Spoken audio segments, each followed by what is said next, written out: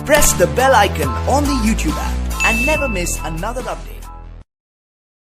Hello student, आपका Rahul classroom में स्वागत है। आज हम डिस्कस करेंगे जैक बोर्ड का क्लास 11 का सब्जेक्ट ज्योग्राफी का सेट 1 और ये आपके टर्म 2 के एग्जाम के पॉइंट ऑफ व्यू से बहुत ही इंपॉर्टेंट रहेगा। तो चलिए स्टार्ट करते हैं। तो देखते हैं पहला क्वेश्चन क्या है। अरब सागर में गिरने वाली दो नदियों के नाम लिखे। तो सिंधु नदी सबसे महत्वपूर्ण नदी है जो अरब सागर में गिरती है। इसके अलावा भारत की नर्मदा और ताप्ती अरब सागर में गिरती है। तो आप खाली अगर भारत की नर्मदा और ताप्ती लिख दीजिएगा तो आपको नंबर मिल जाएगा। नर्मदा और ताप्ती नदियां हैं जो अरब सागर में गिरती है। आगे चलते हैं। नेक्स्ट क्वेश्चन है आपका, क्षेत्रफल की दृष्टि से सबसे बड़ा भारतीय राज्य कौन है। तो क्षेत्रफल की दृष्टि में सबसे बड़ा भारतीय राज्य आपका राजस्थान है। देख लीजिए कितना बड़ा है, राजस्थान है, लेकिन कितना है, इतना 3,42,239 वर्ग किलोमीटर है। ठीक है, आगे चलते हैं। अपवाह तंत्र किसे कहते हैं। तो अपवाह तंत्र या प्रवाह प्रणाली, यानी इसको इंग्लिश में ड्रेनेज सिस्टम बोलते हैं, किसी नदी तथा उसकी सहायक धाराओं द्वारा निर्मित जल प्रवाह की विशेष व्यवस्था है। यह एक तरह का जलातंत्र या नेटवर्क है जिसमें नदियां एक दूसरे से मिलकर जल के एक दिशीय प्रवाह का मार्ग बनाती है। आगे चलते हैं। बांगर क्या है। वह क्षेत्र जहां बाढ़ नहीं आती है या बाढ़ का पानी नहीं पहुंच पाता है, वहां हमेशा पुरानी मिट्टी ही जमा रहती है। उसे बांगर जलोढ़ मिट्टी कहते हैं। यह कम उपजाऊ होती है। आगे चलते हैं। भारत की अक्षांशीय एवं देशांतरीय विस्तार। तो भारत की मुख्य भूमि 8 डिग्री 4 मिनट से लेकर 37 डिग्री 6 मिनट उत्तर अक्षांश के बीच है और भारत का देशांतरीय विस्तार 68 डिग्री 7 मिनट पूर्व देशांतर से 97 डिग्री 25 मिनट पूर्व देशांतर के मध्य है। कर्क रेखा आपका ब्रैकेट में देख लीजिए, आपका 23 डिग्री 30 मिनट उत्तरी अक्षांश से भारत को उत्तरी दक्षिणी भागों में बांटती है और भारत के अक्षांशीय और देशांतीय विस्तार का अंतर लगभग 30 डिग्री है। सारगेसो सागर क्या है। तो सारगेसो सागर उत्तर अटलांटिक महासागरों में 20 डिग्री से 40 डिग्री उत्तरी अक्षांश तथा 35 डिग्री से 75 डिग्री पश्चिमी देशांतरों के मध्य चारों ओर प्रवाहित होने वाली जल धाराओं के मध्य स्थित शांत एवं स्थिर जल के क्षेत्र को सारगेसो सागर कहा जाता है। आगे देखते हैं।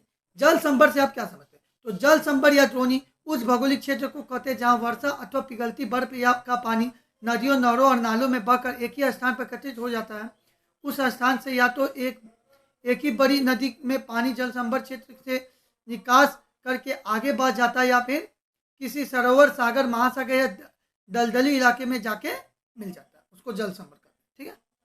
पृथ्वी को नीला ग्रह क्यों कहते हैं। तो पृथ्वी की 2/3 सतह पानी से ढकी हुई है, इसलिए इसे नीला ग्रह कहा जाता है। अंतरिक्ष से देखने पर पृथ्वी नीले रंग की दिखाई पड़ती है। आगे चलते हैं। पारिस्थितिकी से आप क्या समझते हैं। तो पारिस्थितिकी जीव विज्ञान व भूगोल की एक शाखा है जिसमें जीव समुदायों का उसके वातावरण के साथ पारस्परिक संबंधों का अध्ययन करते हैं। प्रत्येक जंतु या वनस्पति एक निश्चित वातावरण में रहता है। जैव मंडल से आपका क्या तात्पर्य है। तो जैव मंडल अथवा जीव मंडल सामान्य रूप से पृथ्वी की सतह के चारों ओर व्याप्त एक आवरण होता है जिसके अंतर्गत वनस्पति तथा पशु जीवन बिना किसी रक्षक साधन के संभव होता है। भूगोल परिभाषा कोश के अनुसार पृथ्वी की सतह अथवा प्रकृति एवं उसकी समीपवर्ती वायुमंडल जिसमें जीव पाए जाते हैं जीवमंडल कहलाता है। आगे चलते हैं। नदियों के किन्हीं 5 महत्वों को लिखे। तो यह गाद और तलछट बहाकर लाती है और जो बाढ़ के मैदानों को उपजाऊ बनाकर देश की उपजाऊ कृषि भूमि प्रदान करती है। पहला पॉइंट। दूसरा, नदियां घरेलू कार्यों वस्तुओं के लिए जल उपलब्ध करवाती है, विशेषकर भारत जैसे देश में जहां फसल मानसून पर निर्भर करती है। दूसरा पॉइंट। तीसरा, नदियों के साथ साथ औद्योगिक विकास भी फलता फूलता है क्योंकि अनेक औद्योगिक प्रक्रियाओं में जल की अत्यंत आवश्यकता होती है, जैसे शीतलक में और जल विद्युत उत्पादन में। चौथा पॉइंट देखते हैं। नदियां अपशिष्ट को गला देती है या बहाकर ले जाती है। पांचवा पॉइंट देखते हैं। नदियां परिवहन के साधन और अंतर्देशीय जलमार्ग उपलब्ध करवाती है। आगे चलते हैं। बांगर एवं खादर में अंतर स्पष्ट। तो देखिए बांगर क्या आपका, यह पुरानी जलोढ़ मिट्टी वाले भूभाग है। इस प्रकार की जलोढ़ के लगातार एकत्रित होने पर छज्जे जैसी संरचना बन जाती है जो बाढ़ प्रभावित मैदानों के स्तर जितनी ऊपर उठ जाती है और कंकों के संरक्षण के कारण यह जगह प्राय अनवर रहती है। खादर देखते हैं। नवीनतम और बाढ़ मैदानों का युवा संग्रह खादर कहलाता है। लगभग हर वर्ष इसकी मिट्टी बदलती रहती है, अतः यह उपजाऊ और प्रचुर पैदावार के लिए उपयुक्त है। आगे चलते हैं। समुद्री जल की लवणता से आप क्या समझते हैं। वर्षा का जल हो या महासागरों का, प्रकृति में उपस्थित सभी जलों में खनिज लवण घुले होते हैं। लवणता वो शब्द है जिसका उपयोग समुद्री जल में घुले हुए नमक की मात्रा को निर्धारित करने में किया जाता है। इसका परिकलन 1000 ग्राम समुद्री जल में घुले हुए नमक की मात्रा के द्वारा किया जाता है। इसे प्राय प्रति 1000 भाग यानी परसेंट या पीपीटी के रूप में व्यक्त किया जाता है। आगे चलते हैं। बायोम क्या है? तो बायोम अर्थात जैव क्षेत्र एक ऐसा क्षेत्र होता है जहां पर रहने वाले जीव जंतु तथा पेड़ पौधे के रहने की समान विशेषता एक जैसी होती है। आगे चलते हैं। पारिस्थितिक संतुलन क्या है? इसके असंतुलन को रोकने के महत्वपूर्ण उपाय की चर्चा करें। तो देखिए, पहला पारिस्थितिक किसी पारितंत्र या आवास में जीवों के समुदाय में परस्पर गतिक समानता की अवस्था ही पारिस्थितिक संतुलन है। यह तभी संभव है जब जीवधारियों की विविधता अपेक्षाकृत स्थायी रहे। क्रमशः परिवर्तन भी होता है, लेकिन ऐसा प्राकृतिक अनुक्रमण के द्वारा भी होता है। इसे परितंत्र में हर प्रजाति की संख्या एक अस्थायी संतुलन के रूप में भी वर्णित किया जा सकता है। यह संतुलन निश्चित प्रजातियों में प्रतिस्पर्धा आपसी सहयोग से होता है। कुछ प्रजातियों के जिंदा रहने के संघर्ष से भी पर्यावरण संतुलन प्राप्त किया जाता है। संतुलन इस बात पर निर्भर करता है कि कुछ प्रजातियां अपने भोजन व जीवित रहने के लिए दूसरी प्रजातियों पर निर्भर रहती हैं। इसके उदाहरण विशाल घास के मैदान में मिलते हैं, जहां शाकाहारी जंतु अधिक संख्या में होते हैं, उन्हें मांसाहारी जीव खाते हैं। इस तरह पारिस्थितिक संतुलन बना रहता है। आगे चलते। पारिस्थितिक असंतुलन को रोकने के उपाय विशेष आवास स्थानों में पौधों व प्राणी समुदायों में घनिष्ठ अंतर संबंध पाए जाते हैं। निश्चित स्थानों पर जीवों में सुविधा वहाँ के पर्यावरण कारकों का संकेतक है। इन कारकों का समुचित ज्ञान व समझ ही पारितंत्र के संरक्षण व बचाव के प्रमुख आधार है। आगे देखते हैं 16 नंबर क्वेश्चन। भारत के प्रमुख भौतिक विभागों के नाम लिखे। इनमें से किसी एक का विस्तृत विवरण वर्णन करें। आगे चलते हैं। पहला, हिमालय का पर्वतीय प्रदेश। दूसरा, उत्तरी मैदान। तीसरा, प्रायद्वीपीय पठार। चौथा, भारतीय मरुभूमि। पांचवा, समुद्री तटीय मैदान। इनमें से एक का एक्सप्लेन करना तो देख लेते हैं। द्वीप समूह समुद्री तटीय मैदान को देख लेते हैं। ठीक है। तो भारत का प्रायद्वीपीय पठार पूर्व और पश्चिम में पतले समुद्र तटीय मैदान से घिरा है और पश्चिमी तटीय मैदान एक पतली पट्टी है जो अश्वसागर के साथ फैला हुआ है और तथा इसके पूर्व में पूर्वी घाटी अवस्थित है और इस पश्चिमी तटीय मैदान का उत्तरी भाग कोंकण यानी मुंबई से गोवा कहलाता है।